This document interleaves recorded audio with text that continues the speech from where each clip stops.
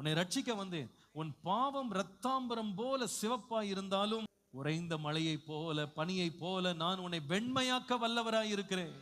சுத்தம் பண்ணுகிறவர் தான் என்னுடைய இயேசு. இன்னைக்கு யாராவது உங்ககிட்ட கேட்டா இயேசு யாருங்க அவரு, நீ எவ்வளவு பெரிய பாவியா இருந்தாலும் அவரிடத்தில் வருவாயானால் உன்னை சுத்திகரித்து வெண்மையாக்க அவர் வல்லவராய் இருக்கிறார். அவர் சுத்தம் பண்ணுகிறவர், அவர் பரிசுத்தப்படுத்துகிறவர். He is a God who purifies the temple.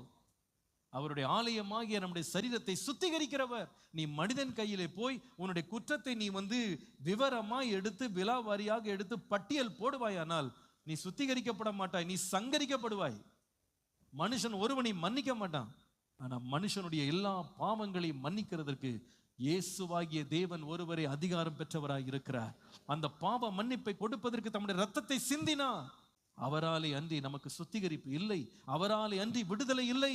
Who is this Jesus? இந்த இயேசு ஒரு சாதாரண மனிதன் அல்ல, கல்லெறிகிற வருகிற ஒரு நியாய சாஸ்திரி அல்ல. அவர் உன்னை மன்னிக்கும்படி இறங்கி வந்தார்.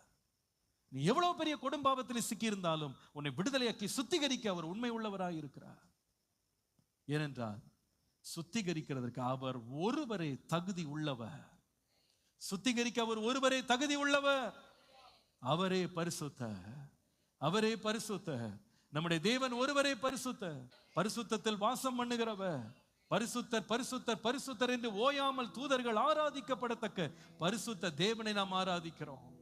அந்த தேவன் பரிசுத்தர், ஒருவரும் சேரக்கூடாத ஒளியிலே வாசம் பண்ணுகிறவர். அவரே பரிசுத்தர்.